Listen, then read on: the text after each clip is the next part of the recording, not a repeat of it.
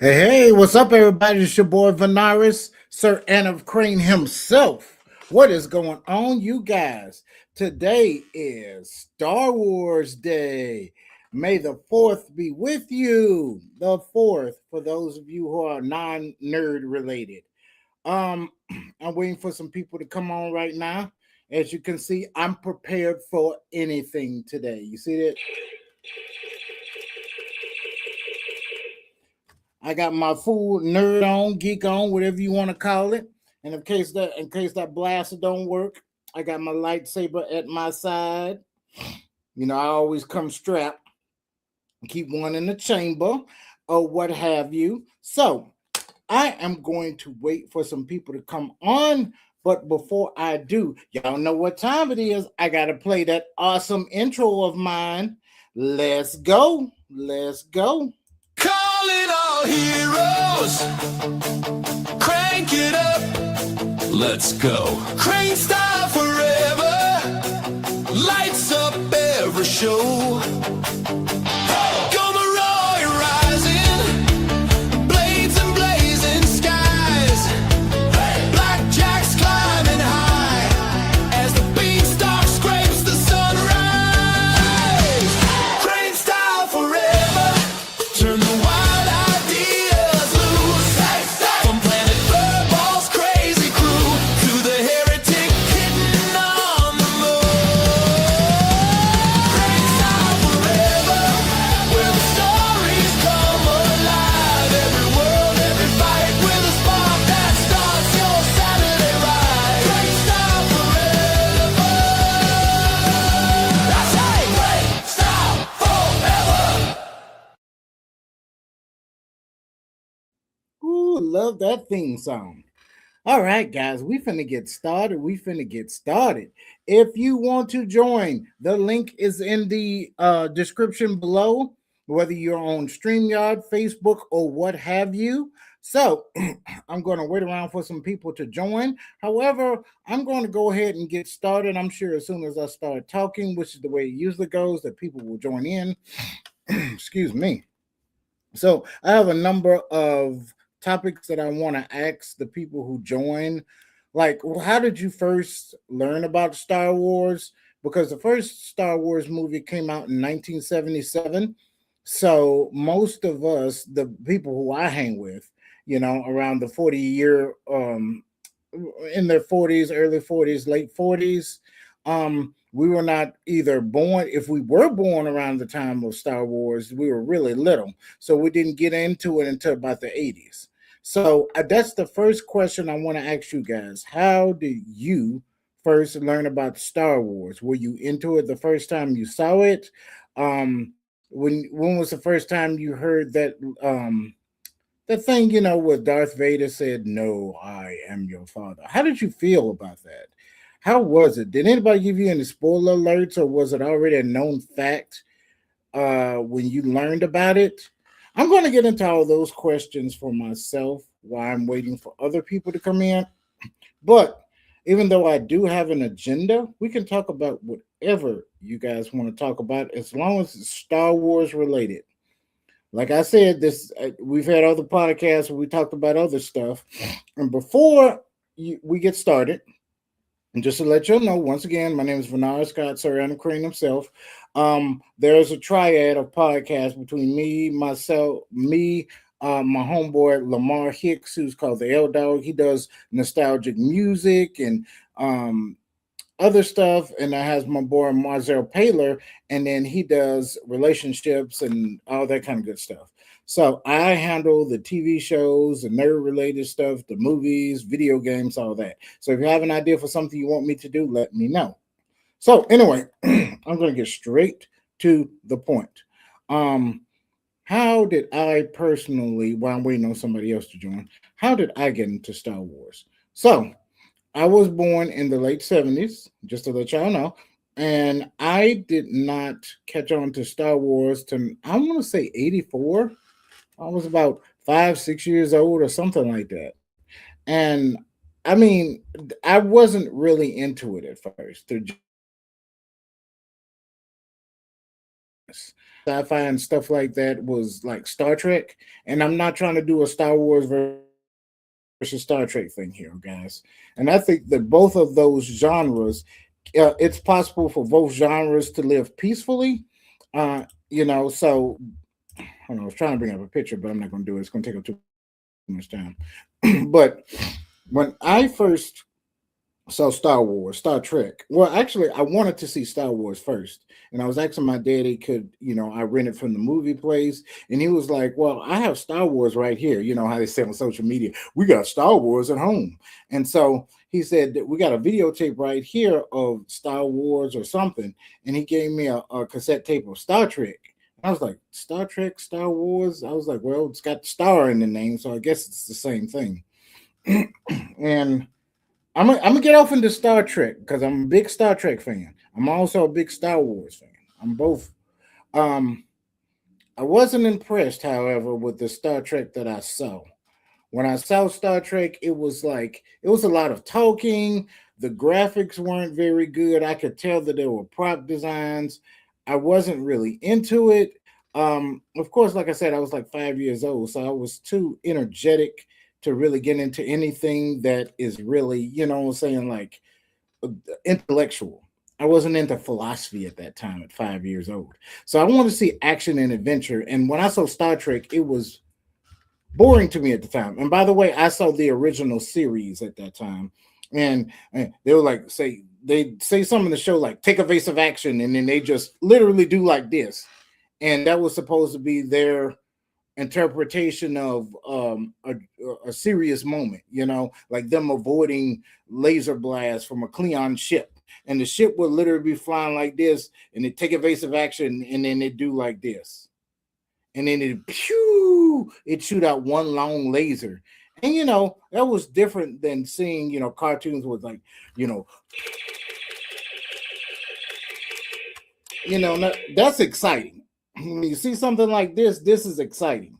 But with Star Trek, it was like pew, and so I was like, if that is what Star Wars and modern science fiction has to offer, then I don't want to have nothing to do with it. It seems boring. Maybe when I get older, I appreciate it, but at the time, I just wasn't into it, and so I went to the store, video store. I think it was people from Clarksdale helped me out. It was either Video Express, Take Two Video, or it was another one that was by the railroad tracks. I forgot the name of that was Video something. But anyway, at that time, I wanted to go ahead and watch Star Wars because I heard so many things about it. And how did it go? Okay, so I got there at the video store, and I asked the guy who was there, and I was like, "Do you have the first Star Wars movie? I'm gonna start from the very beginning." And then he handed it to me. He's like, "Here you go." And then I was like, "Wait a minute." And I didn't know Roman numerals that good at like 4 or 5 years old, but I knew the difference between the numbers one, two, and three. You know what I'm saying? And so I was like, "Well, this number isn't the first one, right?" And it says episode something. And then he was like, "Yeah, I had to be older than that if I knew the word episode. So I probably was like 7 or 8 or something like that. But anyway, whatever age I was, I knew the difference between the Roman numerals. And I was like, I need the first one, the first Star Wars movie. And he looked at it, he was like, "Oh yeah, that is kind of funny." And I was like, "Well," he said, "this says four." And then I was like, "Well, what's one, two, and three?" And he was like, "Well, they usually make movies overseas or something like that. And when it comes to America, this is what we have. So we probably America hasn't caught up to the Star Wars overseas or something." He didn't know nothing about Star Wars. And I was like, "This is the biggest movie franchise there is. You own a video rental store. And you don't know about Star Wars?" And he acted very nonchalant about it or something like that. And he acted like he was kind of busy too at the time. But anyway, um, I took it home and I watched. No, it was not episode four. Actually, it was Return of the Jedi was the first one that I saw, and I was just kind of fast forwarding through there. And for those of you who, let's see if I got a comment. Nope, nope, nope, nope, nope. Oh, look like I'm froze up. Hold on, having technical difficulties. There we go. So anyway, um, the first movie that I rented was Return of the Jedi, and I popped it in the VCR. And for those of you who don't know what a VCR is, it stands for video cassette recorder. And it was one of the ones where you just pop in the tape and you push it down. I know for people my age, we already know what a VCR is, but there are people who are younger in their 20s or younger than that who are probably watching who have no idea what a VCR is. And so you pop the tape in there, and it usually plays the VCRs we had. It would automatically start playing where the tape was, and that's why they had that little sticker on the front of it that said "Be kind, rewind." And so when I put in Return of the Jedi and I played it, it was at the point where it was the space battles and stuff like that. The Millennium Falcon was flying all through the Mon Calamari ships and stuff like that. And I was like, this is so exciting. And I saw the lasers, like I said, they were going, that's how exciting they were. And so I was like, this is so cool. And I pressed stop and I pressed rewind. And then I saw a scene where what was it? It was the scene where Luke Skywalker, they were on Endor, and Luke Skywalker was talking to Darth Vader. And so I asked, I think it was one of my sisters or somebody like that, and I was like, "Wait a minute, isn't that he's supposed to be the good guy and he's the bad guy?" I was like, "What they sitting there and talking nonchalantly?" I didn't use the word nonchalantly. I don't know how I put it. And then I think one of my sisters had told me it was like, "Well, they found out that they're." Related. That's his father and that's his son. And I was like, "Oh, that's a pretty cool concept." You know what I'm saying? So I rewound it to the beginning, and I didn't watch it for. Let me see. What did I do? Yeah, I did rewind it to the beginning, but once somebody had told me that that's not the first one. There's like two other ones that's before that one, or no, I might have seen like the advertisements before then, and it said if you haven't watched the other two videos before then, you need to watch them or whatever. So I was like, I rewound it to the beginning, and I was like, Dad, I need to go back to the video store when we return these, and I need to get the other two Star Wars movies. And so I went back there later on, and I got episode 4. And I watched that all the way through. I watched episode 5 all the way through, episode 6, and I fell in love with Star Wars. And I was a big Star Wars fan, great big Star Wars fan. Um, yeah, and so I have to think more about that story and line everything up because I mean, basically, I know that some of y'all might take that story and break it apart. I'm trying to piece it together in my head, so I might have not have the specific details down pat, but generally speaking, that's how it was. Okay, and I have to think about how line everything up and put it in a timeline and stuff like that. But that's basically how it went. I was exposed to Star Trek first. I found it boring, and the original series. Then I found Star Wars, and you know fell in love with Star Wars. Um, and I think that was the first videotape that I ever owned. I think I bought it with my own money. I think I got some birthday money and stuff, and they had some of the videotapes at a garage sale or something like that. And that was like the first videotapes that I ever bought by myself. They was like in the 3 cassette VHS set, and I bought them with my own money. I love Star Wars that much. And let me think. Before then, before I found out and watched those movies, I think I had seen the Ewok playset. I think it was in the J.C. Penney catalog. As a matter of fact, I have one right here. Is this J.C. Penney or Sears? This is the Great American Wish Book. This is Sears. So I don't know if you guys remember that. I did a podcast on this a while back, and this isn't the one. This was made in the 90s, I can tell.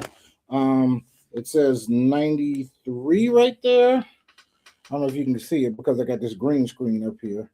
But here at the bottom, it says 93. So it has some Star Wars stuff in here as well. but it has a lot of. I'm gonna go over this in a later podcast too. I don't know if you guys can see that. Yep. So got this side as well. But anyway, I had saw the Ewok playset in one of these type magazines, and I think that was like my first exposure to Star Wars or whatever.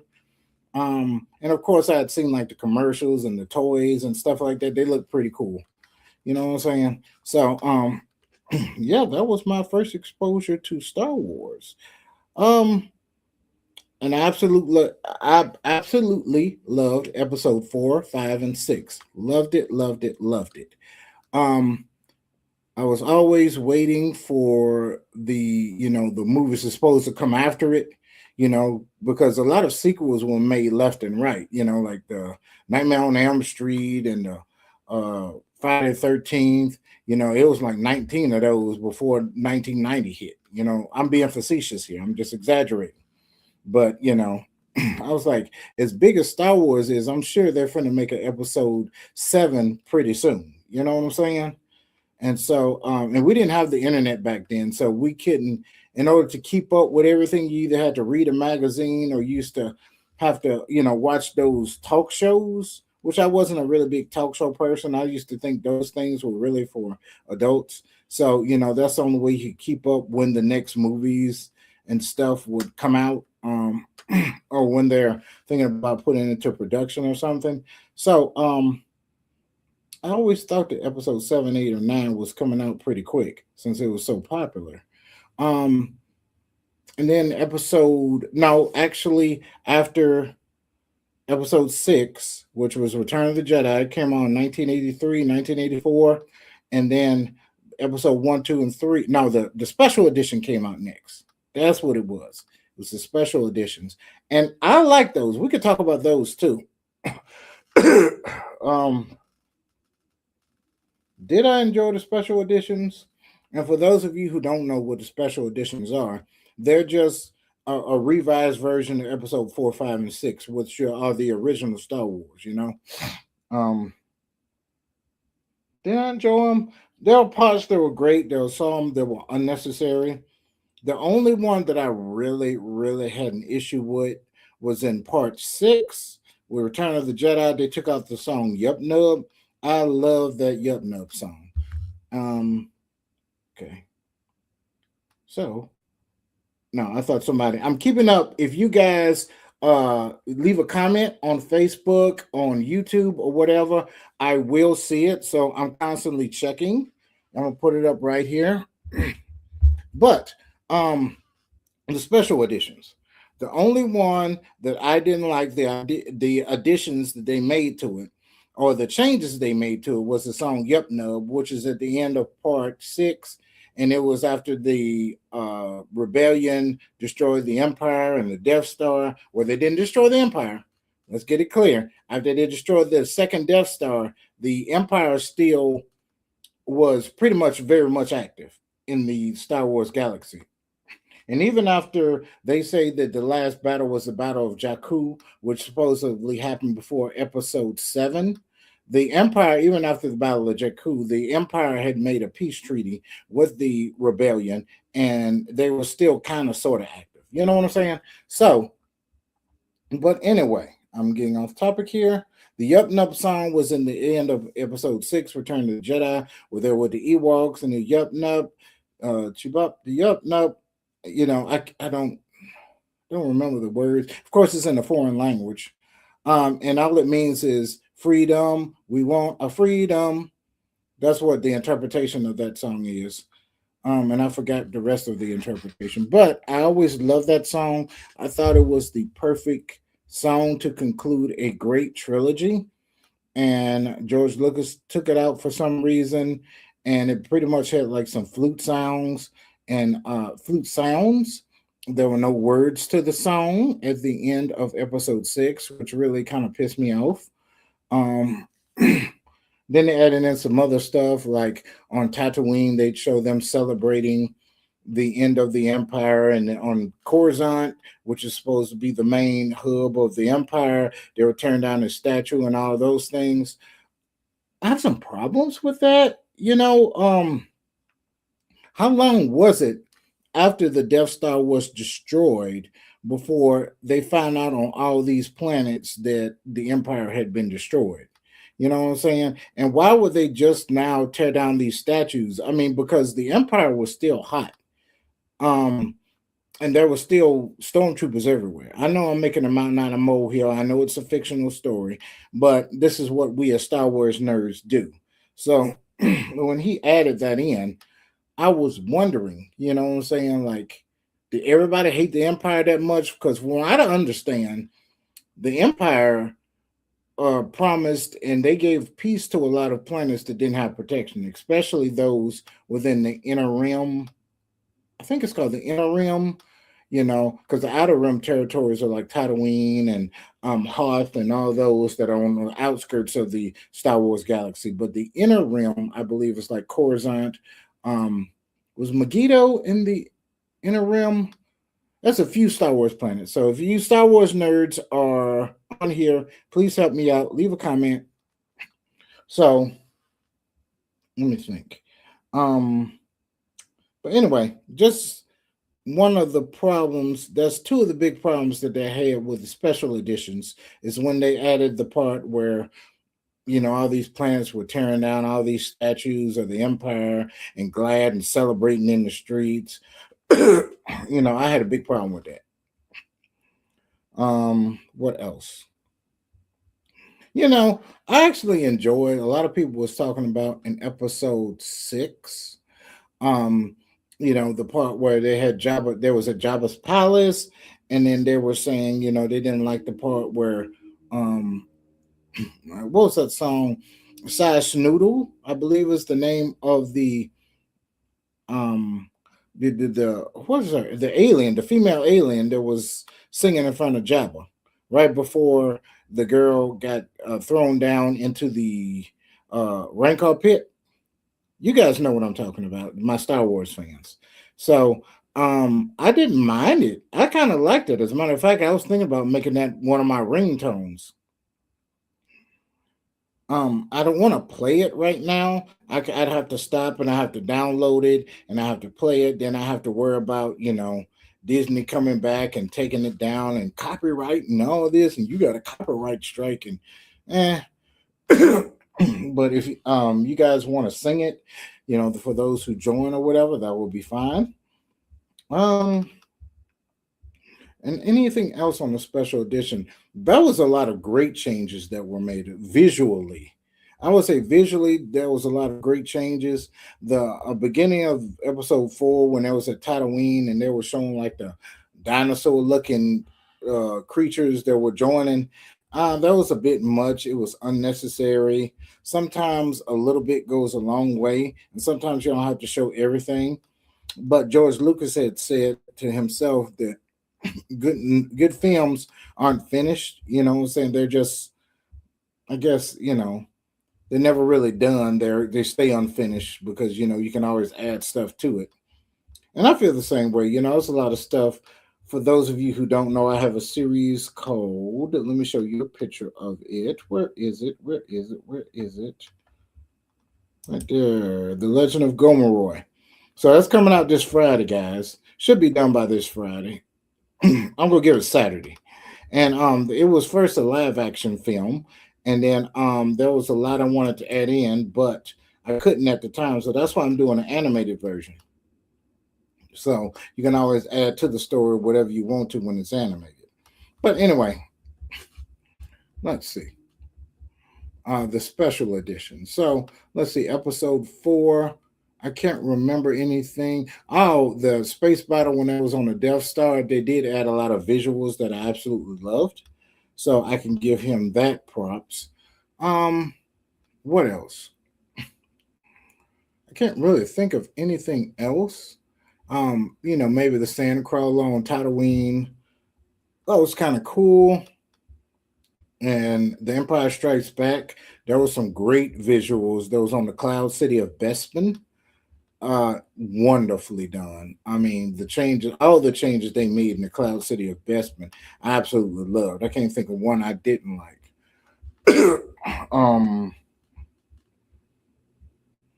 Trying to think.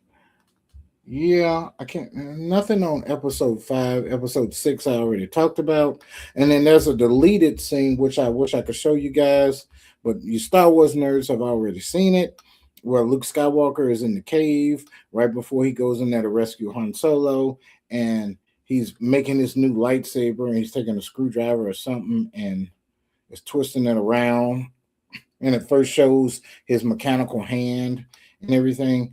It's a deleted scene, but it's pretty great. So, I talked about the first four, episode 4, 5, and 6. I talked about the special editions. You guys, please join me. Please join me. The link is in the description below, whether you're on Facebook, YouTube, or whatever. Let me think. What else? What else? What else? Um, the first three. The next one after the special editions were episode 1, 2, and 3. A lot of people said that they were disappointed and thought it was going to be better or more exciting or something like that. They had high expectations for 1, 2, and 3. To me, 1, 2, and 3 turned out kind of sort of how I pictured it in my head. Because when I was reading about what happened before, Luke Skywalker in episode 4, all I heard about was um the emperor coming to power by means of political ways and stuff like that, and political stuff. The Jedi's were just around there, just doing police work pretty much. And what else did I hear about it? Yeah, how Obi-Wan and Darth Vader were good friends at first, and they went on a few missions, and just it wasn't really. I mean, it was Star Wars, and I wanted to know what happened to Luke Skywalker, what happened to Darth Vader, how he made that transition. But it wasn't a super exciting story, so to speak. You know what I'm saying? So, but I did learn that Darth Vader was eventually going to be thrown into some lava, and that's how he got scarred up, and he had to be put that mechanical suit on him, and there's very little of his body that was actually left, and they changed her into a cyborg. So, 1, 2, and 3 really didn't disappoint me, to be honest. It was okay. 4, 5, and 6 were perfect. All three of those movies to me, perfect 10. I know you guys can break it apart for you guys who are movie critics and plot structure and all. There's no perfect movie. Everything is fiction, okay? There are even some things that happen in real life that you would swear, has plot holes in it, that actually happened.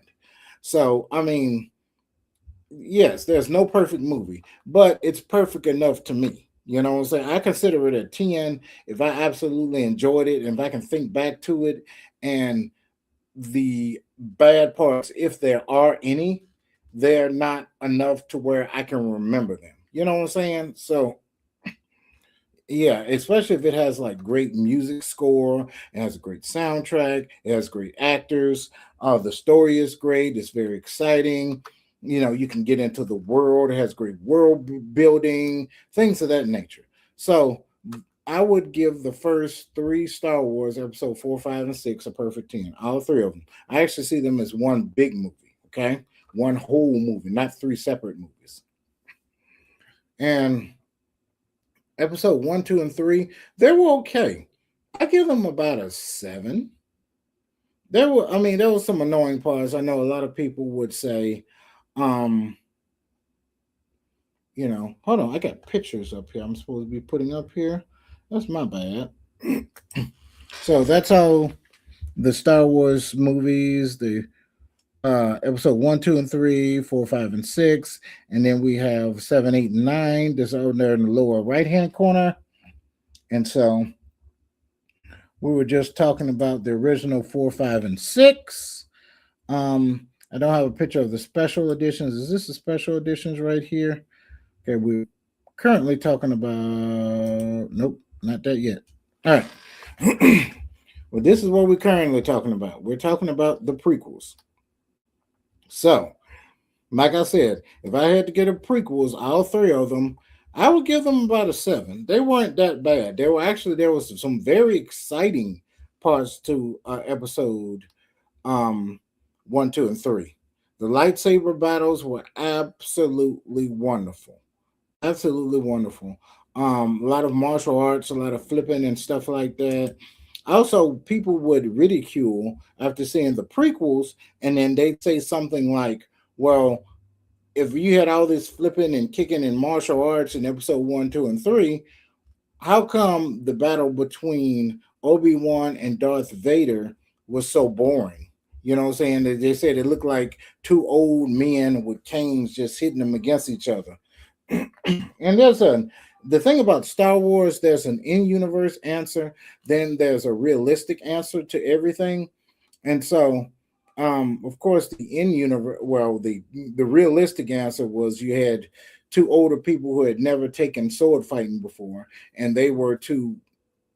I won't say.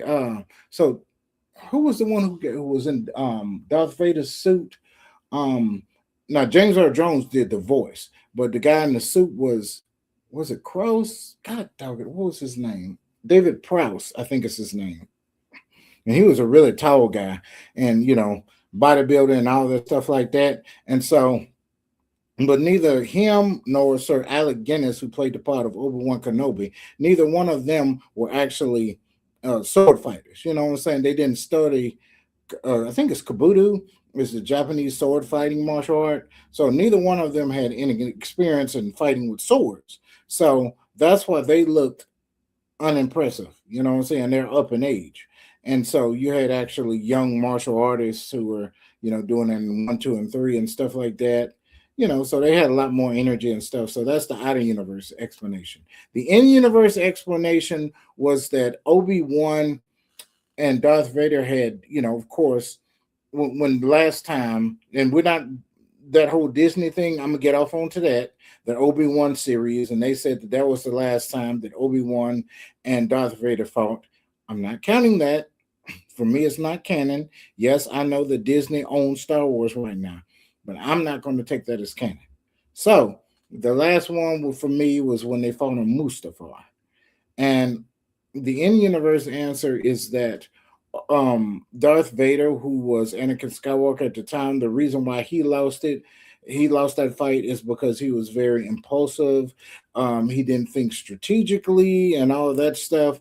So when he fought Obi-Wan Kenobi, on the Death Star, he took his time. You know what I'm saying? And he paid attention to what Obi-Wan Kenobi was doing, and he was, you know, controlling his breathing, and he was using a new form of lightsaber combat. And it's the first one, I believe. Is she SHI? Even though it's well, I think there's four lightsaber combats, and I'm not sure, to be honest. I need some Star Wars experts on here. And that would be my next question. Are the Jedi forms the same as the Sith lightsaber fighting forms? That's my question. But I know that Style One was the most closely related form as to what Darth Vader was using.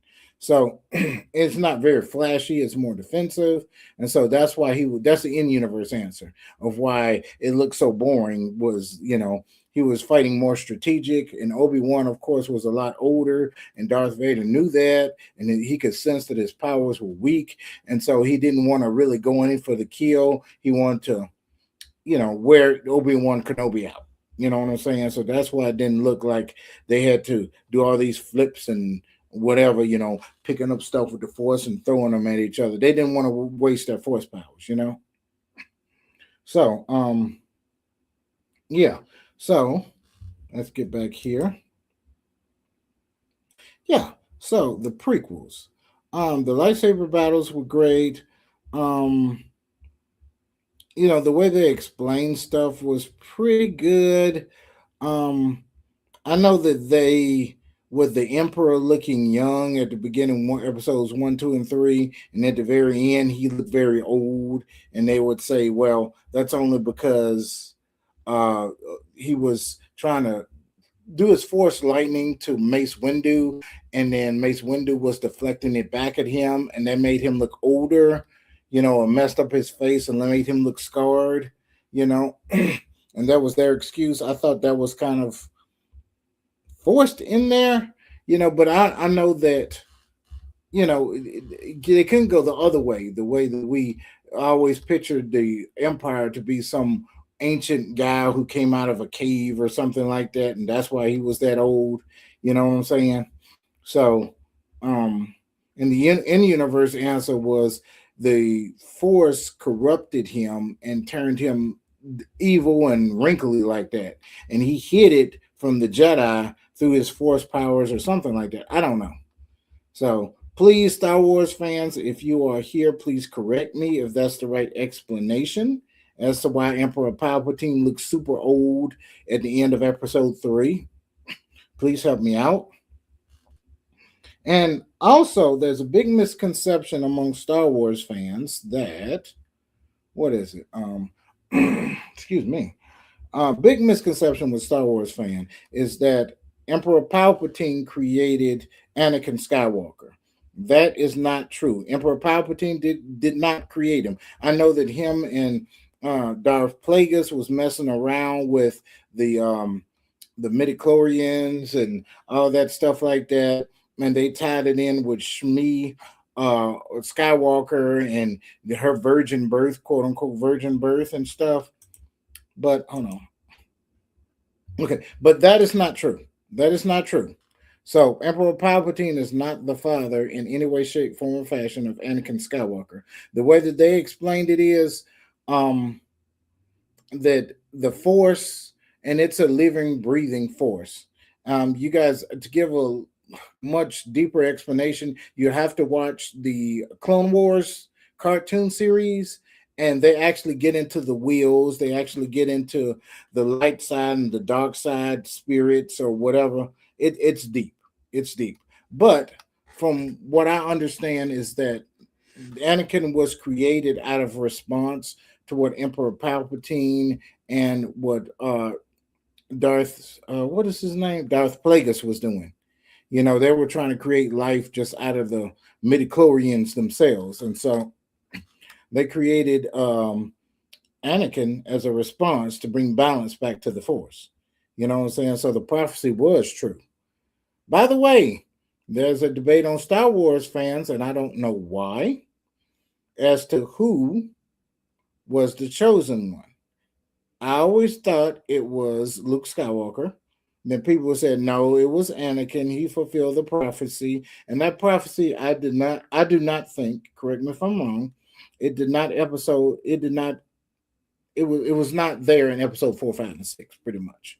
Okay. So correct me if I'm wrong, but I still think that Luke Skywalker is actually the chosen one. But the chosen one concept, I don't even think was in episode 4, 5, and 6. But he did restore balance to the Force, even though Anakin, in the end, he changed his mind and he saw his son suffering at the hands of Darth Sidious through the uh, Force lightning or whatever, and he picked him up. By the way, I don't count it when the newer versions where Darth Vader picked him up. No, no, that whole thing right there. Um, it's a little bit unnecessary. I actually like it that he didn't say nothing in the first version. You know, less is more. I think that's what I was trying to say earlier. Less is more. Okay. So you could actually feel it, the conflict when Darth Vader was seeing his son and he was looking down there and he'd look at the Emperor and he'd look at his son and you could feel the conflict, just through the head movements. And then he went over there and he reached back like this, then grabbed the Emperor and threw him down the shaft. You know what I'm saying? So, um, I believe that even though Anakin did that, if it wasn't for Luke, and even Luke threw away his lightsaber when he defeated Darth Vader and threw his lightsaber down. It was like, you failed, Your Highness, and all that stuff like that. You know, I'm a Jedi like my father before me, and all that good stuff. And so, it was Luke's struggle. Luke did all of that. You know what I'm saying? So Darth Vader, yes, he did make a last minute decision, but that was only through the hard work of Luke Skywalker. Even when Yoda was telling him, well, Yoda did tell him in episode six, he said, "Go, you must confront Vader," even though he said in episode five, "Don't confront Vader." So, but anyway, I still think Luke Skywalker is the chosen one. I don't think that Anakin Skywalker is the chosen one. I definitely don't agree. I think George Lucas was trying to make it in episode seven, eight, or nine to where Leia would be the chosen one. Although, if I had to choose between George Lucas's version and Disney's version, of course I'd go with Lucas's version. You know what I'm saying? So, what he has come up with and his idea for episode 7, 8, 9 was a lot better than the one we got from Disney. No, no, no. I'm going to get to that in a minute. But I'm asking a lot of Star Wars questions right now if you guys want to join in. But I'm primarily talking about this right. No, no, no. Sorry. That one right there. This is the one I'm talking about right now. Episode 1, 2, and 3. So, uh, and I'm going to repeat these questions again for anybody who joins in. I'm checking comments and everything like that. The link, if you want to join, is in the description.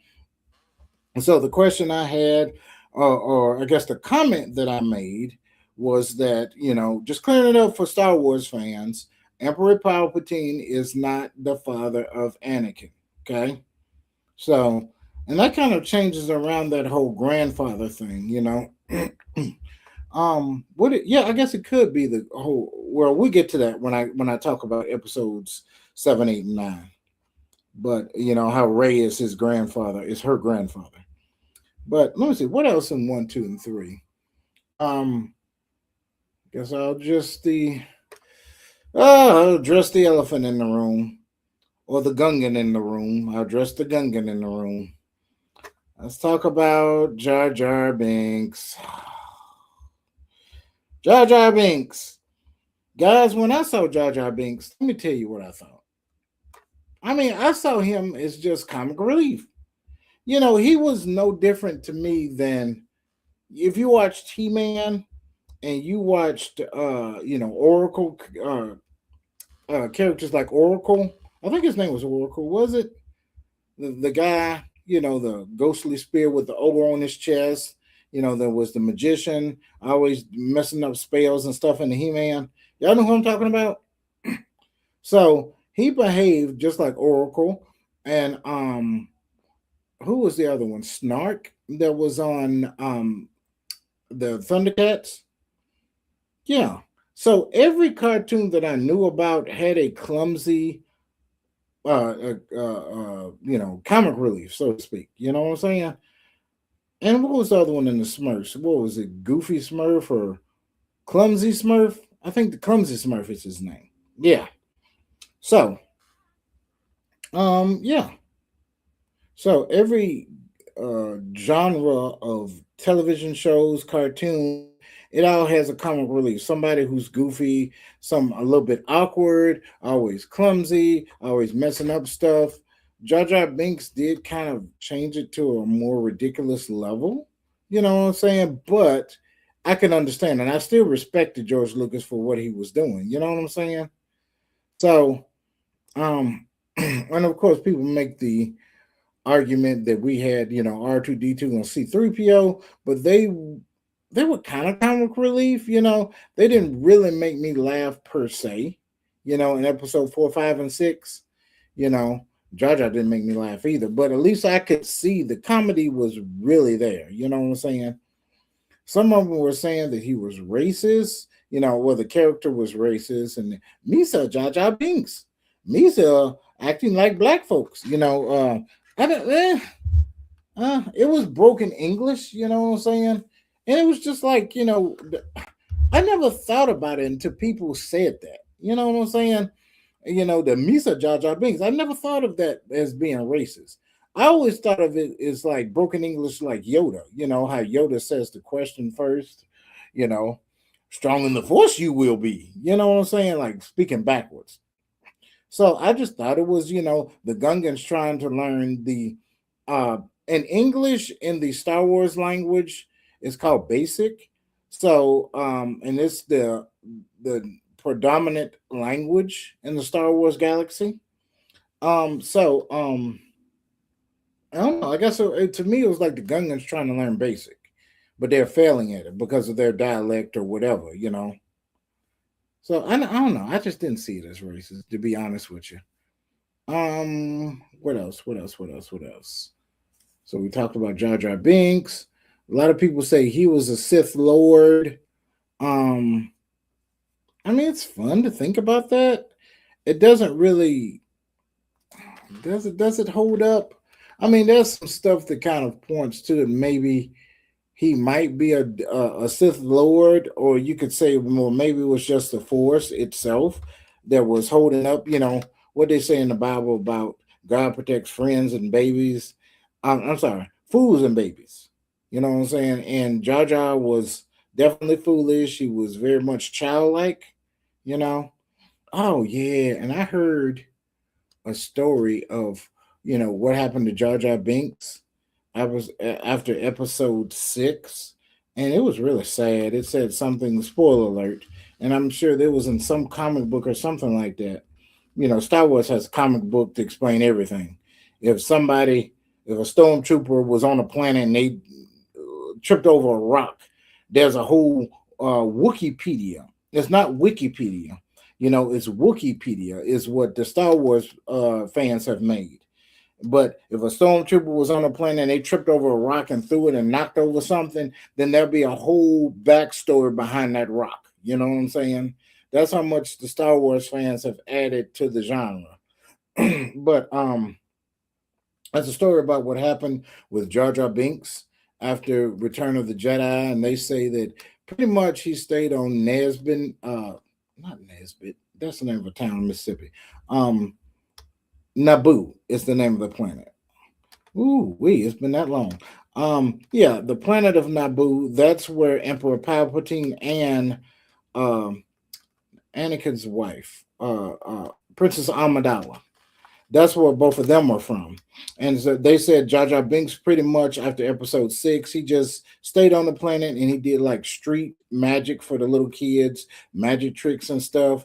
And they say he had to do that because a lot of people blamed him for the emperor being there. Oh, I need to plug in my thing. Hold on, guys. Hold on.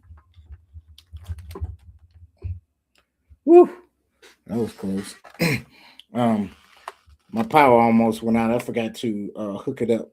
But anyway, my charger to my laptop. But anyway, that's who they said. That's what they said happened to Jar Jar Binks. So he didn't have a job. He was disrespected for the rest of his life because people thought he had a hand in starting the rise of the empire.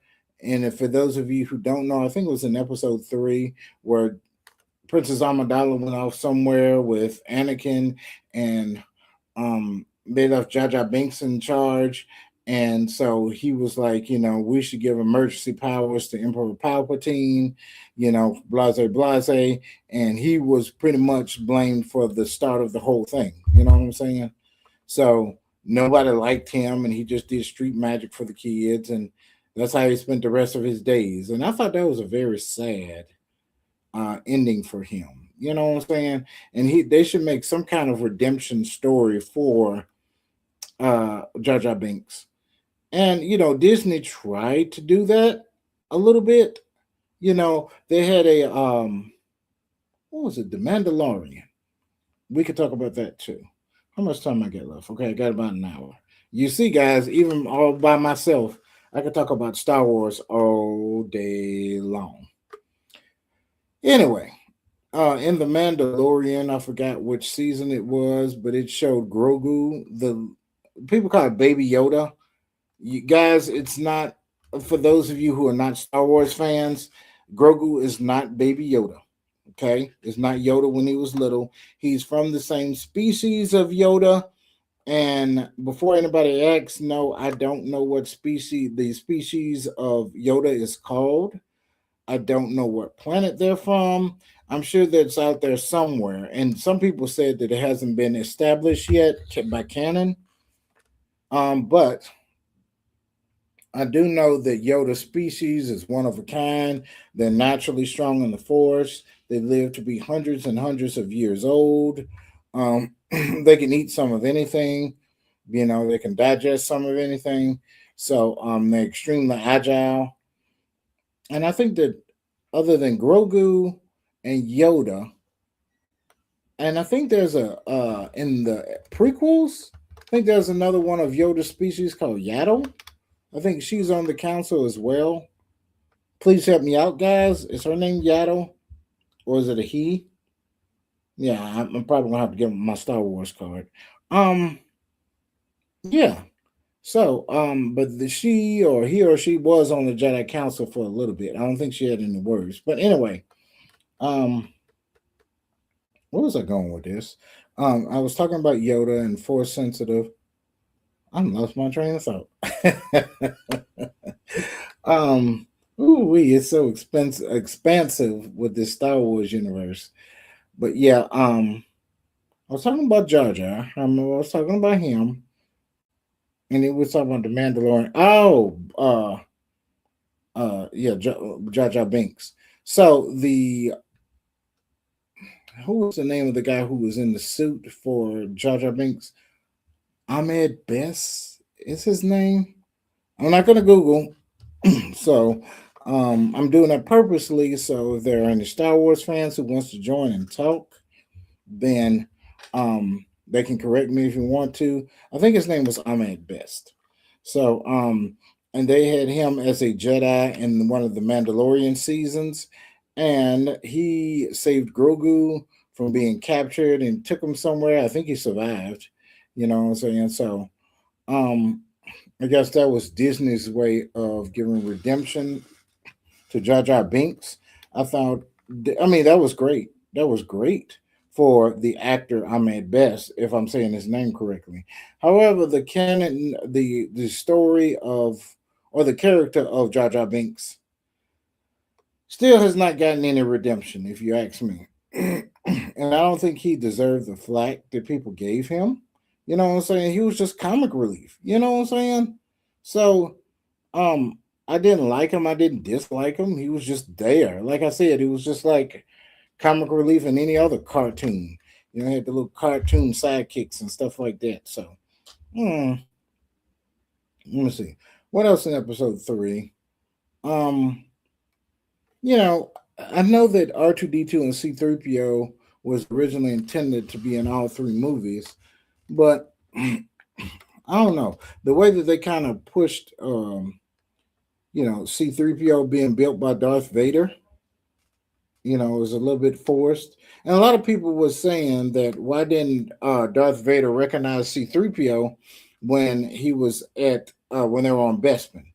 And do you guys know how many protocol droids there are in the Star Wars universe? You know what I'm saying? Number one, there's quadrillions and quadrillions of people in the Star Wars universe, in their galaxy. So even here on Earth, there are 7 billion people. You know what I'm saying? And there are hundreds and thousands of habitable worlds on the Star Wars, in the Star Wars galaxy. So, you take if every planet just had straight up, it was just like Earth and they had 7 billion people. Well, let's just say 1 billion people. If you multiply that hundreds of thousands of planets, that's a lot of people. And, a lot of them use droids, you know what I'm saying, for different things. Um, Not just the ones on the planet, the ones that are spacefaring who are going back and forth, you know. Um, and so there are probably, a large number of protocol droids that Darth Vader has seen. And I don't think that he'd be able to, single out one because C3PO is no different, hardly, than any other protocol droid. You know what I'm saying?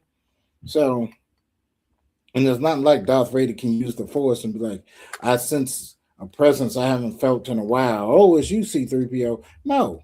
Plus, he was about his business on Bespin. He's trying to capture his son. He ain't worried about no droid, seeing no other droid and stuff. No. You know what I'm saying? So, um, yeah. So that's the explanation I give. And there's some other things that And you guys can come on here. I challenge anybody who is not a Star Wars fan or anybody who's a Star Wars fan and they're like, I have a problem. I have a problem with something I've seen in Star Wars. There's probably an answer. You know what I'm saying? Um. So anyway, let me see what else. So I talked about. I'm gonna come back. I'll go. There's a lot of stuff I can talk about when it comes to Star Wars. Um. What else do I have here? So we had episode 7, 8, and 9, 1, 2, and 3. Then we have the greatest Star Wars movie that has ever been made ever.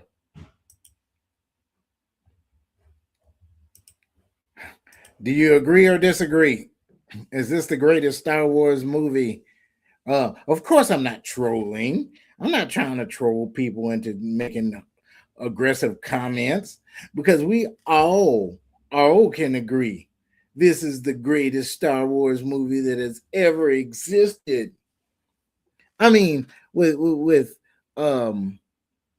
it had an all-star cast. It even had one of the Golden Girls on here. You know what I'm saying? So, who else did it have on here? It was another comedian that they had in this movie, and pretty much it was about Christmas, and God, I don't even remember it. I think I seen it once, and it confused the mess out of me. I think I saw this after I saw episode 4, 5, and 6, and I was trying my best to just. I was like, "What?" I was like, What is this? Is this canon?" And it had Chewbacca, and he had a wife, and um, if I'm not mistaken, wasn't like that guy. It's not Han Solo. He's right over there above R2D2. And wasn't there a scene where he was getting on some type of Star Wars computer screen? And he was watching some dirty movies or something. I was like, what in the world is going on here? It's like, what in the world? So this movie was really weird. It was just to say the least. I think my favorite part was the Golden Girl or whatever her name is. She started singing in this, and Princess Leia, Carrie Fisher, she did some singing too. But I remember the Golden Girl when she was singing more than anybody else. Um, I can't remember the plot of this. All I know it had something to do with Christmas. It had something to do with Christmas. I can't remember, and they were trying to bring Christmas, but I was like, okay, that's an Earth holiday. Does that mean? And according to Star Wars, it was a long time ago in a galaxy far, far away. So Christmas hadn't been invented because, excuse me, Jesus hadn't existed. Well, I'm not getting to religion or anything, but according to Christianity, Jesus came in the year 2,000 years ago, and some say a few years BCE, some say in 1 CE, but it was about 2,000 years ago from our vantage point right now. So the Star Wars story was supposed to be, a long time ago, way before, the 2,000 years ago. So, Christmas hadn't been made. You know what I'm saying? The events in the Christmas story haven't happened yet. So how could they go to a galaxy far, far away and sing about Christmas and stuff like that? People say the same thing about the Flintstones. You know what I'm saying? Like they have a Christmas special, but the Flintstones was set time in prehistoric days during caveman, but Jesus hadn't been born yet. So I mean, but I know it's fictional, but it's just fun to think about little stuff like that, make jokes about it and stuff. But anyway, let's get off of that. Um, what else can we talk about? All right. Alrighty. Here we go. Episode 7, 8, and 9. And then I'm gonna start freestyling again. Let's see. Oh my god.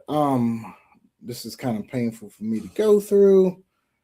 What can I say about this? Of course, a lot of this is just a retread of episode 4, 5, and 6, the first three Star Wars movies. I understand. What was it? Not Ryan Coogler. Who made Star Wars? It was the same dude who made the new Star Wars Trek movies. God dog it, his name just escaped me. Ryan Coogler name keep coming, the Black Panther guy, but it wasn't him. He didn't make these Star Wars movies. What is his name? It'll come to me. What is his name? Um, anyway, it'll come to me. I was going to say Brian Adams, but uh, Brian Singer. I'm sorry, but that's who made the X Men. God, I cannot remember his name. It'll come to me. But anyway, he was one of the instrumental people in making episode 7, 8, and 9. And he was basically saying he made it for a new generation and he kept the plot the same. Um, I tried my best to like episode 7. Episode 8 was just kind of, I don't know, it was all over the place. And they killed Snoke in episode 8, and then episode 9 came, and then the Emperor somehow returned. And they said specifically, no, we're not using any plot points from the Timothy Zahn books. You know what I'm saying? They was like, that's not considered canon. That's going to be considered fantasy, Star Wars fantasy or something. But they stole that the Emperor came back to life. He was making clones of himself, and he transferred his self into his new body. They stole that directly from Timothy Zahn. You know what I'm saying? I believe it was, what was it, Shadows of the Empire? Um, where that storyline happened. Star Wars fans, help me out here. Um, I don't remember. But anyway, that was taken from the Timothy Zahn books. What else? What else? What else? What else? Um, yeah, though it was just everything was taken either from the Timothy Zahn books or it was just a retread of what happened before.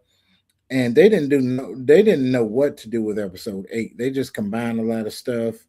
Um, Episode 9, I did not like how the Emperor came back. There was a lot of plot points that we could have went to. If they were going to take from those stories, they should have taken it from. I don't know if you guys heard of the what is the name of the aliens that took over the Star Wars galaxy, guys.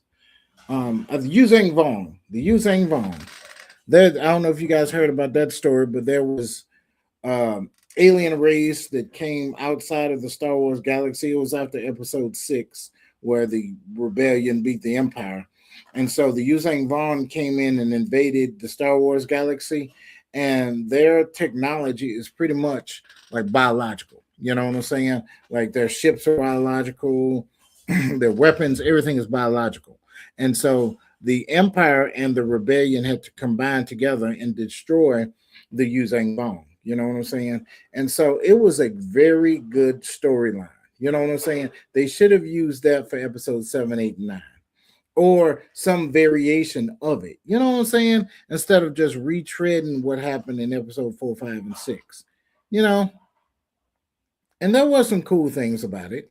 Like in episode 7 where Poe Dameron is shooting his blaster rifle at, I think it was, yeah, what is his name? Not Snoke. Um Darth whatever. Oh, God dog it. The main villain guy. That's Han Solo's son. What is his name? I forgot it already. That's how long it's been since I've seen these movies, how much I care about them. Um, Whatever it is, you know what I'm saying? So he had shot the blaster rifle at him, and he used the force and stopped the blaster rifle, and then he turned it back on Poe Dameron. That was pretty cool. You know what I'm saying? It's some good visuals, but it was way too much of a Darth Vader clone. You know, um, I don't know. I just didn't enjoy that. I didn't enjoy the part where Ray just suddenly learned the Force. I guess telepathically, she could just have it downloaded into her system or whatever. Excuse me. I didn't like that. It was too forced. She didn't have to go through any training. It would just seem like she knew everything. I know that in the very end, spoiler alert, that we found out that she was Emperor Palpatine's granddaughter. So she was pretty much a daughter of a clone. She was naturally born, but she was a daughter of a clone. So Palpatine made lots of clones of himself to transfer his body to, and so one of the failed clones, I think it was because he was very emotional or something like that. um they kicked him off of Exegol, where the emperor was at the time. Please correct me if I'm wrong, Star Wars fan. And they sent him to, I think he was running away from the Empire because they wanted to destroy him. And he ended up on Jakku, and him and his wife, I don't know what his wife's name was, but they eventually had Ray. And they told Ray she had to stay there by herself, or they left Ray with, what was the name of that guy that would own that pawn shop on Jakku?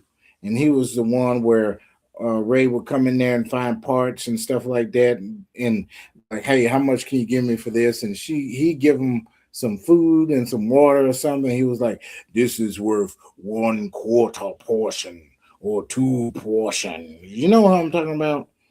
And pretty much he would give her or pay her with some rations, and the rations would be some kind of stuff you put in a bowl. It looks like some powder or something, and then you put some water in it, and it turns into, looks like a bread of some sort, and that's what Ray would eat. You know what I'm saying? So I don't know. But she had to learn how to survive on her own. You know what I'm saying? They're on Jakku all by herself because her parents left her, and she stayed with that guy. So I forgot what his name is, but anyway, it's not like a lot of people are keeping up with the sequel names anyway. Anything else good in that movie? The lightsaber battles were pretty cool. Um, Whatever his name is, the main villain, it was Palpatine's or Han Solo's son. His lightsaber was pretty cool. I think that the little flames coming out the side was that way because it got cracked because he was using the force too much, the evil side of the force too much, and his copper crystal cracked, and that's why he had to have flames shooting out the side or something. It was a cool explanation. Um, trying to think. I'm trying to think. I'm trying to think. Anything else that was? Let me see. Episode 7. Nope.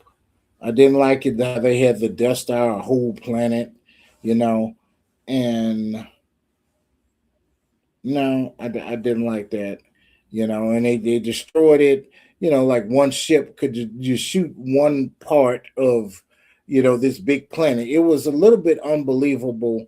Oh, and that's another thing that I've often wondered, and I want an explanation.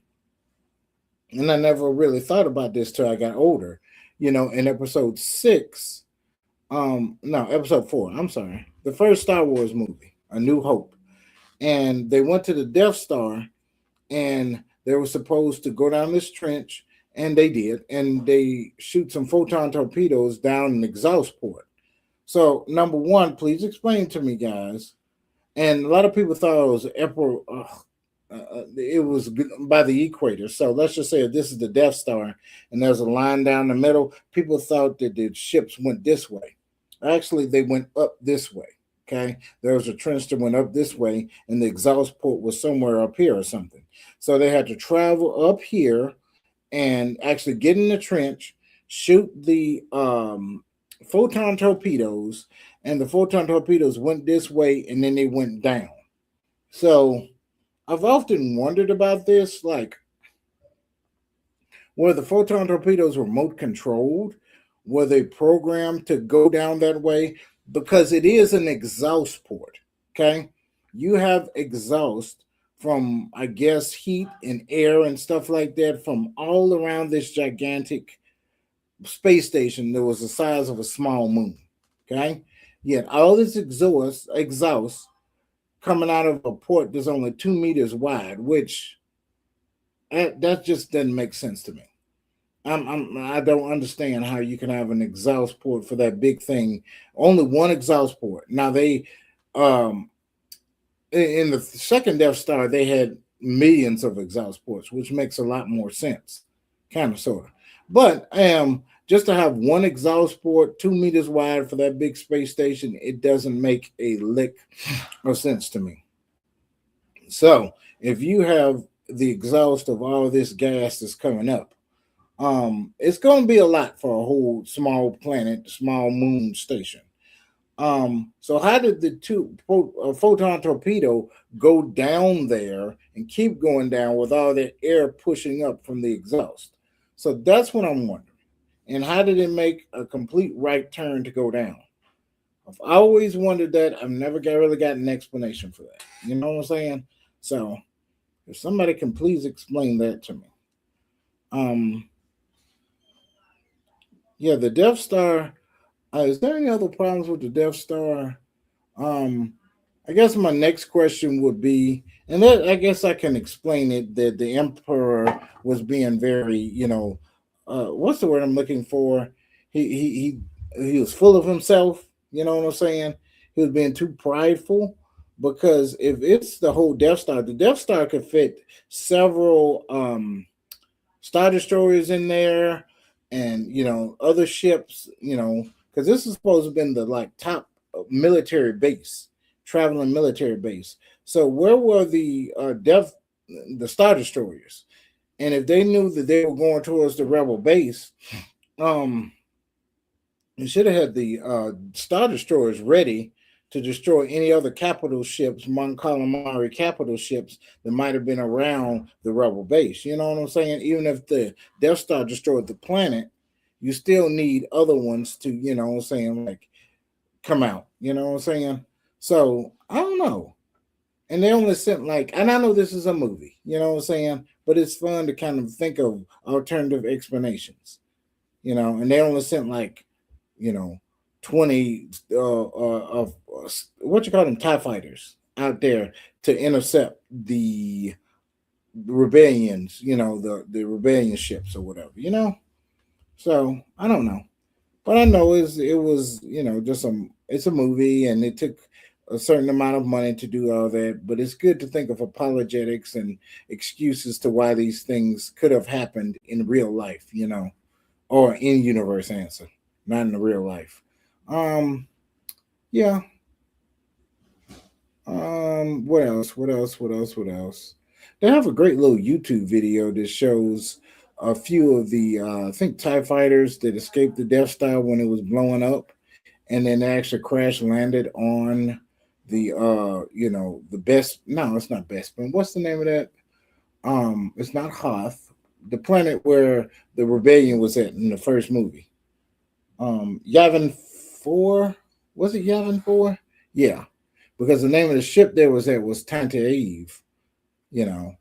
So it was Yavin 4. So it was the fourth planet that was over there by the gas giant. So, um, anyway, those are always fun to think about. So if you guys have any questions about Star Wars or, kind of like what I'm doing right now, some of them can be easily explained. Somebody has, oh, I'm supposed to be doing episode 7, 8, and 9. Let me see. Let me finish this up. Okay. So episode 7, I think I talked about that. How they had this planet wide Death Star, and I didn't agree with that. It was kind of silly. Han Solo jumping out of hyperspeed.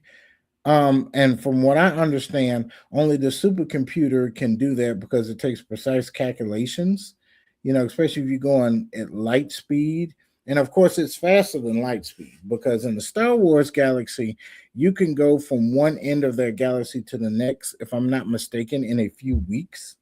I'm talking about the edge of one part of the galaxy to the edge of the total opposite. You know what I'm saying? And Star Trek, it's much slower. You know what I'm saying? Because like in Voyager, they got transported through the Delta Quadrant because of some spirit or something like that, through some kind of wormhole. And Voyager took They said even at warp 9, it would take them over 4 years to get back to Earth from the Delta Quadrant. And so that's just from one quadrant to the next, from the Delta Quadrant back to the Alpha Quadrant, where Earth is. You know what I'm saying? But in Star Wars, you can get from, like I said, in a couple of weeks, you can get from one end of the galaxy to the next. So traveling, I like to do a comparison between those two. I think I have when I was with the Killer Crane thing, but the differences between Star Wars and Star Trek.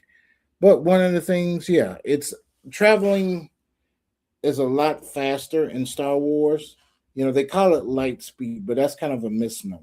You know what I'm saying? It's much faster than light speed. So it's I think with Star Trek, it's the whole, I don't think it's the Rosen whatever bridge, where you take, those who know about astrophysics knows what I'm talking about.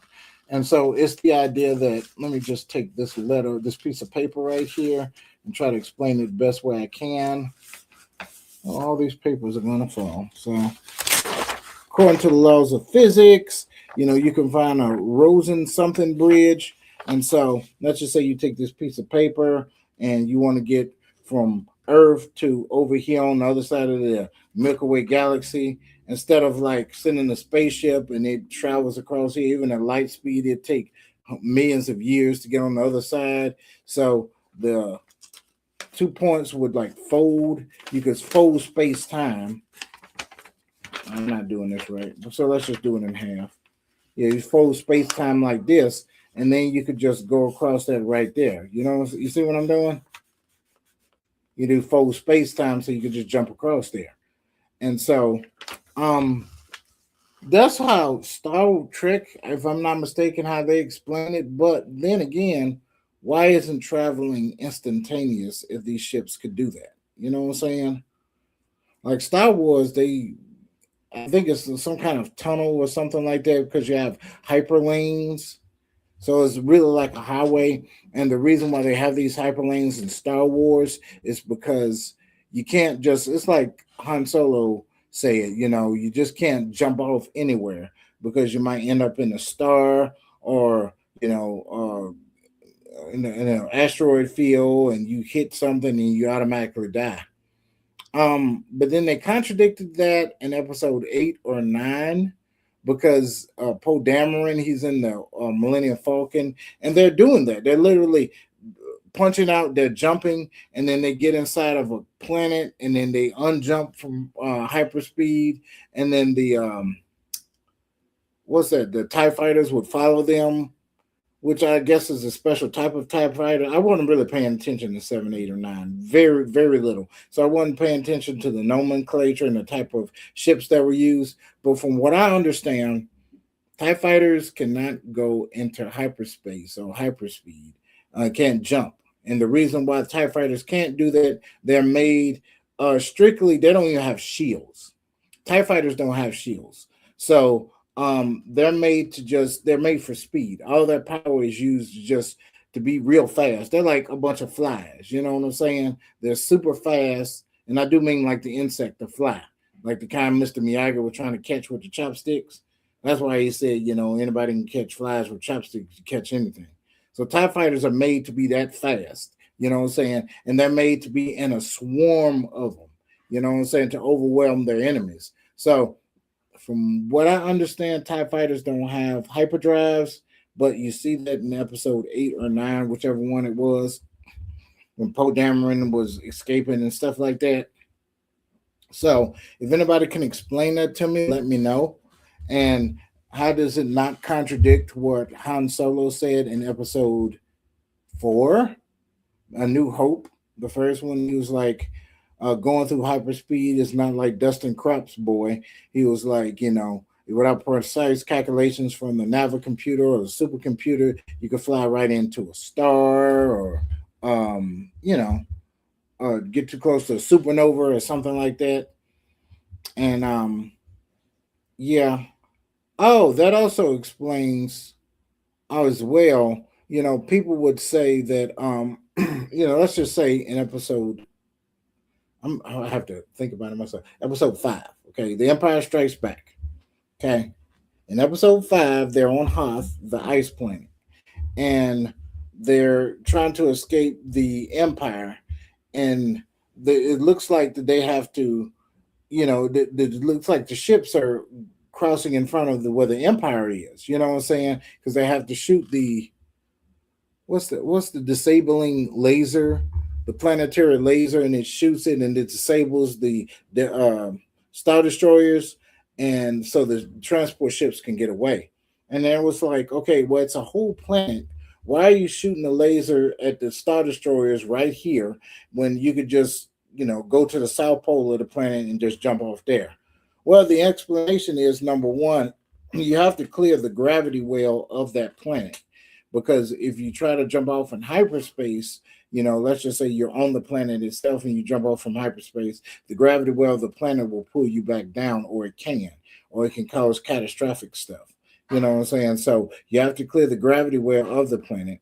And number two, you have to get precise calculations from the navicomputer, or like I said, you could, hit a star or something like that, or it might be some space debris of any kind. You know what I'm saying? And anybody knows anything about physics, um, even if you're like in an international space station or you have satellites there, they have to be constantly monitored, because even something as small as a paint chip that comes off, it's going super fast. You know what I'm saying? And it can puncture the hull of the ship like a bullet. You know what I'm saying? That's why in the International Space Station they have multiple people up there monitoring every piece of space debris. And they'll say, hey, there's a piece of space debris about to hit. You know what I'm saying? And so when you're in outer space, precise calculations is critical. And so they have other people that, will tell you, just like when you have your navigation on your car, say, hey, there's been a wreck on this highway, there's police here, there's some junk in the middle of the road, you know what I'm saying? Be careful. So that's the same way it is in the Star Wars galaxy. Once these hyperlanes, people will say, hey, don't go this way because, two ships collided or whatever. You know what I'm saying?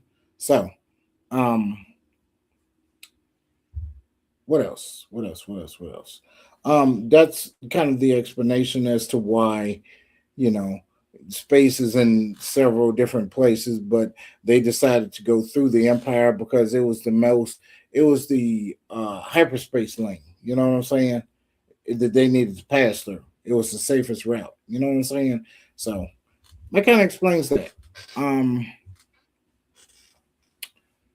what else? What other concerns do people have? That also explains, the blockade in episode one when, yeah, it was the separatists. That's their names. The robots that were run by whatever those aliens were. They're not the banking clan. God dog it. I need some Star Wars fans here. Oops, I said the wrong thing. I said Star Trek. And this is Star Wars Day. Um, got about 30 more minutes. Actually, I could close it out early. As a matter of fact, I'm gonna get through talking about what I need to talk about.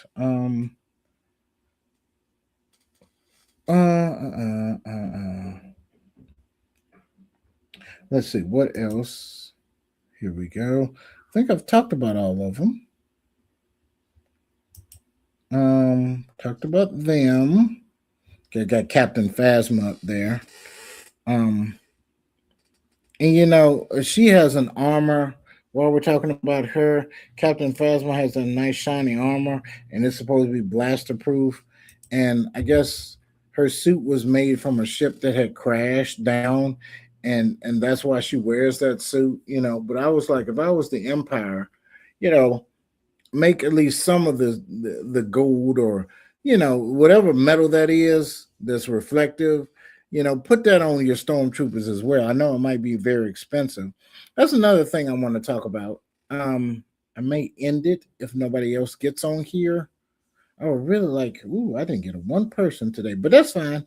I get some people on my podcast all the time, so it can't bat 100. And I did tell you guys all of a sudden, and it is a Monday, so I don't expect anybody to get on here. But people talk about stormtroopers. Let's talk about stormtroopers, okay? People say that stormtroopers cannot aim and they have terrible aim and stuff like that. That is so not the truth. And you really can't see any direct um evidence of that. Because in the first one, Obi-Wan Kenobi talks about even stormtroopers are so only stormtroopers are that precise to where they hit the Jawas sandcrawler. You know what I'm saying? So that's proof number one. And they talk about in the Death Star how they're running from the Empire and in the Death Star, and none of the stormtroopers hit them. But Princess Leia says when they're in the Millennium Falcon, he was like, the reason why it was easy for them to get away is they let us free. You know what I'm saying? They let us go because they're tracking them, and they did. They put a homing beacon above their ship on their ship so they can, track where they're going. You know what I'm saying? So they had to let them live. You know what I'm saying? And they shot just enough to just kind of scare them, and it was precise enough. Number one, to not hit somebody. Y'all got to understand how especially to not hit something critical in the Death Star as well. You know what I'm saying? So it takes skill to be that accurate to not hit something. And also, when you hit something, you might hit something critical, and it might blast off chunks of it. So they did their job beautifully, the stormtroopers. You know what I'm saying? And so, but you can tell in episode 5, with the Empire Strikes Back, they were shooting all over the place, and they was knocking down the rebellion soldiers left and right. You know what I'm saying? So that shows how accurate they were. And in Bestman, they wanted everybody to, once again, the stormtroopers, the goal wasn't to shoot them and kill them.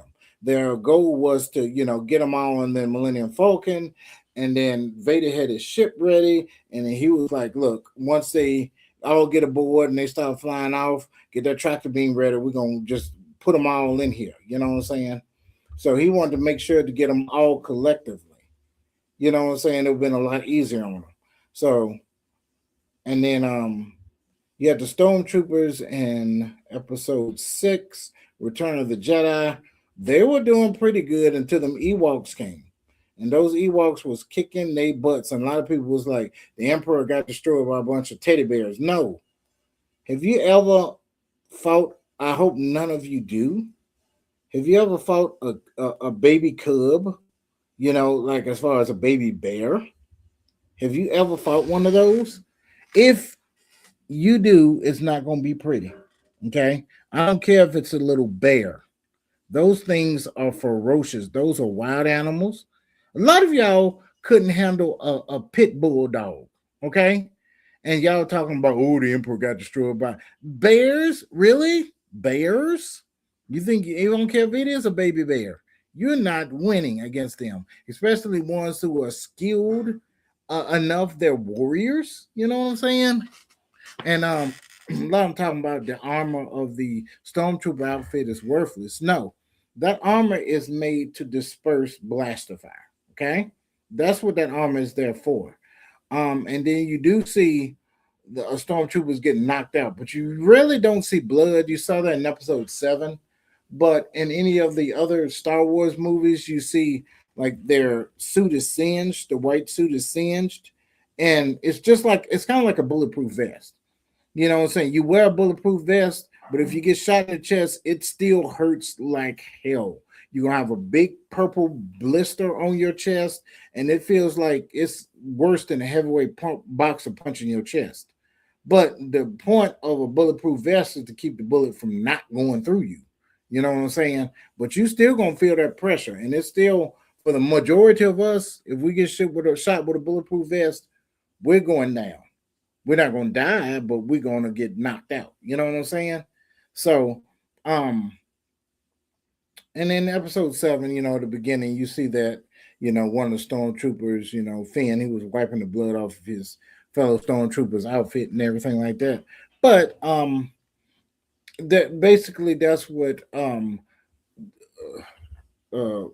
stormtrooper armor is made for. You know what I'm saying? Now, what they call slug throwers in the Star Wars universe. That's different. That's what we would call. That's what they would call the guns that we use. The lead bullets. You push it and you lead comes out or whatever. That's called a slug thrower in the Star Wars universe.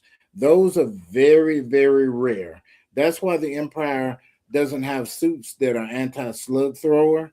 They just have the white suits that it disperses blaster fire because everybody uses blasters because if you use slug throwers, slugs and bullets can go away real quick. You know what I'm saying? But blasters, you can keep using them all day as long as you have the enough Tabana gas or whatever you use to shoot it. You know what I'm saying? So the stormtrooper armor is not useless. It's not useless. Quit saying that. And yes, they can aim. And don't pay no attention to that Disney crap, where it was in the Mandalorian where they put something up there and they was trying to shoot it. That doesn't count. Plus the fact, even if it was canon, which I don't consider a lot of what Disney does canon, those stormtroopers were not, the stormtroopers during the reign of the Empire. No, they were not there during the reign of the Empire. So they weren't properly trained. They probably didn't go to the academy. So I don't trust that. It's just a throwaway line. I don't know why Disney. It's like Disney disrespected their own genre for a joke, and it doesn't work. And I lost a little respect for it. Excuse me, before because of that. You know. So stormtroopers are very, very trained very well. You know, and is it called the academy? Yeah, I think that's called the academy, which you have to go to and you got to train, and then you get chosen for which stormtrooper class you might be in or whatever. So, and Luke mentions it in episode 4. He says, "I want to go to the academy, you know, like this year or something." He tells his uncle Owen, "I want to go to the academy this year, and you can find enough field hands to help you or something like that." So, anyway, I wanted to talk about that because I know it's a fictional thing, but I'm sick of people saying the stormtroopers cannot shoot, which they are extremely active. I mean, extremely accurate. You know what I'm saying? So what else? What was the other thing? It was stormtroopers. It was the Empire getting defeated by bears. Their suits. Um, I don't know. Um, and of course, it is a fictional thing. You can always fit everything in into every episode. You know what I'm saying? So you have to kind of be creative with the apologetics for these films, and that's any genre. You can Lord of the Rings, um, what's it, Harry Potter, Game of Thrones. One of the biggest thing I think with Lord of the Rings is there was like, well, you have these flying dragons and all these things. Why doesn't the two hobbits just get on the back of that flying thing and fly off? And they say, well, um, God dog it, what's his name? The eye thing in Lord of the Rings. He probably would have saw them and shot them down or something like that. So they couldn't do that. But there are some places where you can fly where you can go in between mountains or something like that. You know what I'm saying? You can fly high enough to the point where you can see where the oaks are. You know what I'm saying? Or even if they flew, I'm not sure about the Lord of the Rings genre, but instead of flying from point A to point B to the mountain, why didn't they just fly around the edge of it? You know what I'm saying? To where that eye thing couldn't see it. I don't know. Middle Earth or whatever they call that. I don't know. Let's see. I'm glad I got a chance to get it off my chest. Stormtroopers can't fire. No, yes they can. Um, Keep in mind too when you watch these movies, um, that Jedi powers are not, forever. You know what I'm saying? Like they can be used up.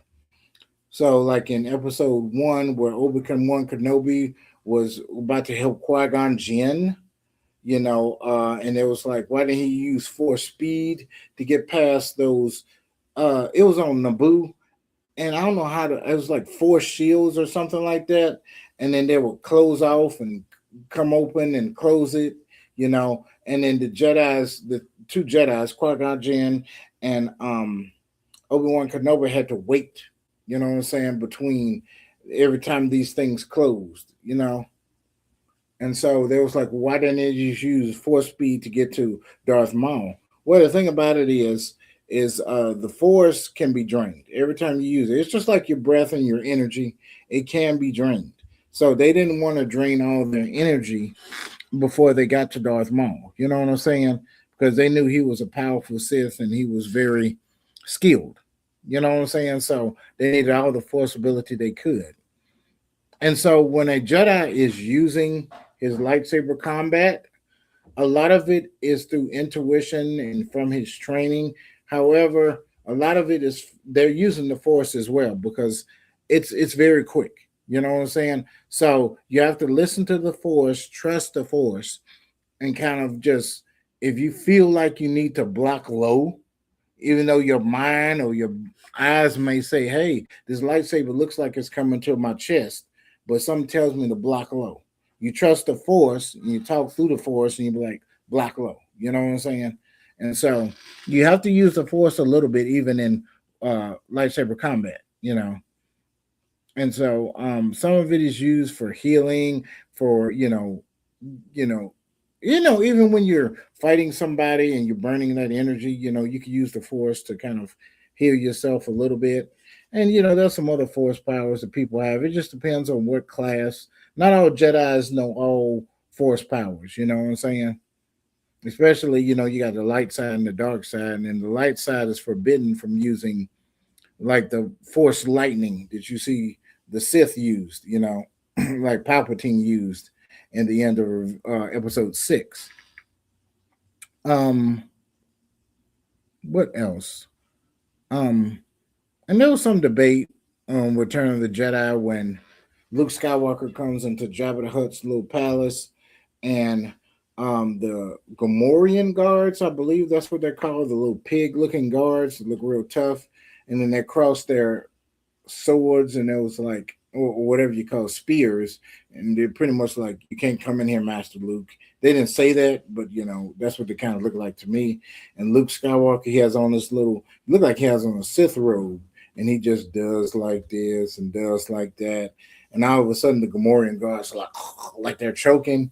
That's not supposed to be a light side ability. You know what I'm saying, to make them choke, or he might have made them think like they're choking. You know what I'm saying? They might have not have been choking. So I'm not sure about that. I'm still trying to figure out Luke's plan in that whole thing. I don't understand. It still doesn't make sense to me. What his ultimate end game was to be, and if what's his name? R2D2 had that lightsaber the whole time, and R2D2 was in the room when Jabba the Hutt was there. So why didn't uh we got him right here, my little buddy right here, R2D2. So in episode 6, he had it and he shot it out the top of him, and Luke Skywalker flipped and grabbed his lightsaber. Well, when he was in there with Jabba the Hutt, why didn't he was like, Jabba release Han Solo or you'll be destroyed? And Jabba the Hutt was, laughing at him or whatever. And Luke Skywalker does the Force thing and grabs a blaster.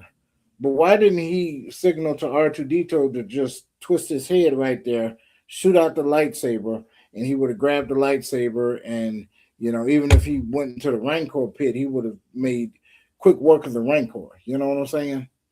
So he could have took out everybody with his force powers. Luke could have. So I don't know. And I know it was for the convenience of the plot, but it, like I said, we're just making fun conversations here. Um, all right, I got about 15 minutes left. I may get off early here, so I'm gonna give it a couple more minutes. There are no comments. There's been nobody watching. Um, So I'm going to actually get off in a minute. Um, well, I appreciate those who are watching, even though it doesn't. Oh, oh, they're up there cooking. I appreciate those who are watching. I appreciate those who will be watching in the future. Please put your comments in the section below. I'll get to it later. But yeah, I've been talking for over an hour and a half by myself. You know what I'm saying? Because I just love talking about this. This is one of these subjects where I could talk all day, even by myself, about. You know what I'm saying? So even though nobody's here, um, I would appreciate if somebody showed up, but that's great. I mean, it's still all good. It's all good. Um, yep, yep, yep. One of my favorite Star Wars toys. I use this at the beginning. The blaster rifle. Y'all hear that? I could listen to this all day. This is used by the clone troopers, not the stormtroopers. The clone troopers are the ones in episode 1, 2, and 3. Episode 4, 5, and 6 is the stormtroopers. Okay, even the 7, 8, and 9. That's the new version of stormtroopers. Um, whose lightsaber is this? What character uses this lightsaber? Is it Darth Vader? Is it Luke Skywalker? Is it Obi-Wan Kenobi? Whose lightsaber is this?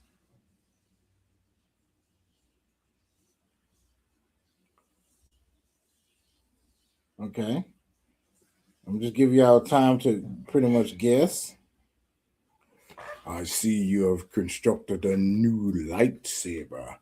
I forgot to put this batteries in here, and this does retract on out like this. Okay. I know you can't see it because of the green screen and it's filtering it out, but I had one that went fully contractible, was fully retractable or whatever, and you press the button and spring loads and it comes out. You know what I'm saying? I don't have this one, but with this one, it has a little button. It goes and it makes the vroom vroom vroom sounds and stuff like that. So I do have one. You know what I'm saying? So I just wanted to bring those out real quick. Um, I showed you my little friend. I got a lot of Star Wars toys. I just grabbed a few out of the closet random. Y'all know who this young lady is?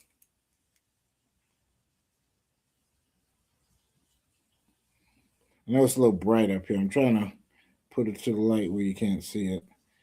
Anyway, what character is this and which Star Wars movie was she in? She played a small little role, little small role in that film. So anyway, um, I think I've talked enough about Star Wars. If somebody else gets on here, of course I'll stay on. I guess what I will do is I will end it. I only have 12 minutes anyway. So use about 10 minutes before it ends. I give shouts out and stuff like that. All right. Where is it? Get my banners up here. As I've told you guys before, I'm part of a triad of podcasts. My boy Marzel Paler, the Nothing Serious podcast. He talks about relationships, sex, and different stuff like that. So please check him out. I guess you could just join him as a Facebook friend. He doesn't have a website, for what I understand, so you'll have to like check him up on Facebook or YouTube. Just search up Nothing Serious podcast. Then you have the second out of the triad, which is my boy Lamar Hicks, the L Dog himself. It says coming in February, but just don't pay no attention to it. I need to change that. As a matter of fact, let me edit that right quick. Right here. And let me put the L Dog. L Doggy Dog. DOG. Yep. Come on. All right. So the Lamar Hicks, the L Dog just like music podcast. Instead of a C, you have a K at the end. So check him out. I'm sure he has. I think it's Creative Teen Entertainment. Um, I don't know where I did with his website. I think, but just Google up Creative Team Entertainment and Lamar Hicks, the L Dog. So he has a podcast. Um, oh, by the way, Mazel should be having a podcast this Saturday. That's coming up. I think at 11 a.m. It might be 12 a.m. You have to ask him. So just search this up, okay? I'm not sure when the L Dog will be having a podcast, but just check him out on Facebook. All three of us are very, very, um, active on Facebook. You know what I'm saying? And so that comes back to me. If you want to contact me, Crane Style Forever, KRANESTYLE forever at gmail.com. I have a few projects out. The one I'm concentrating on right now is I showed y'all guys earlier. Where is it? What are you? The Legend of Gomeroy. Let me remove this banner. Okay. This is a nice little animated series. Let me give you guys a snippet of it. Here's the trailer for that. Let me move this thing out the way. Get out the way. Where are you at? Legend of Gomorrah. Okay. So I'm about to play the trailer for this genre so you guys can see it. And here we go.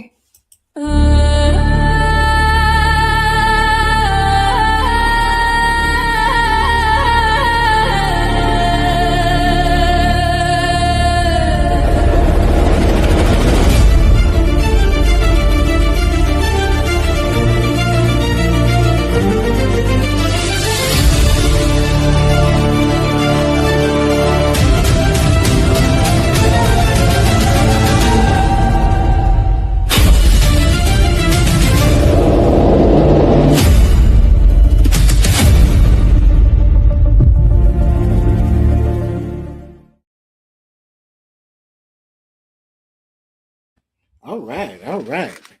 That should be coming out this Saturday. I'm gonna give myself till Saturday, okay, to release it and everything. I'm still kind of cleaning it up. You know how when you're an artist, George Lucas was talking about that when he was talking about the special edition. Um, Films aren't completed; they're just redone and redone. And I really need to go ahead. That's why I told myself I'm gonna release it this Saturday. You know what I'm saying? Because I just keep messing around with it and trying to improve this and do it this way, and I don't. Uh, oh, excuse me. I don't know which way I'm gonna go with it or whatever, but and I made several versions of it as well, and so I was like, let me just go ahead and release that, and then they'll give me uh, a way, which versions of the next episodes that I will release, so to speak. Anyway, that was The Legend of Gomeroy. And so you guys check that out. Please do. Please do. If you have an idea for me, once again, let me bring this up. Okay. You can email me, cranestyleforever at gmail.com. That's KRANESTYLE forever at gmail.com. Also, you can check me out at TikTok, Instagram, and Facebook under the same name. All you guys got to do is Google it. Or, if you're on TikTok and Instagram, just look up Crane Style Forever. That's KRANESTYLE forever. Okay? And I am Venaris, Sir Anne of Crane himself. Uh I thank you to those who are watching, those who will be watching in the future. If you guys need me to do another podcast like this again, because these podcasts are made for participation. So it's not just for me to get up here and just rant and rave about different stuff. So they're made for participation. So if you guys have a subject that you want me to talk about, keep in mind my podcasts are made mostly a few things. For number one, 80s and 90s nostalgia. So if you have a subject that has to do with 80s and 90s nostalgia, and it I want it to be pertain to TV shows, movies, cartoons, video games, stuff like that. You know what I'm saying? So anything about politics or the societal norms or well maybe we could talk about that, but it has to relate to something in the entertainment field. You know what I'm saying? So anyway, thank you guys to all of you who have been watching. If you guys need me to do this again, let me know. My next podcast, and this is kind of like a pop up podcast too. My next podcast, I'm going to talk about um, the Mandela effect. I know I did it with the Killer Crane thing, but we have somebody who wanted to join. And he has his own opinion about the Mandela effect, some interesting perspectives on it, why he thinks that the Mandela effect is true. If you want to join in with me, like I said, email me right there, KRANESTYLE forever at gmail.com. You can hit me up on YouTube, Facebook, Instagram, all that good stuff. So, all right, guys, thank you very much. You guys have a good one.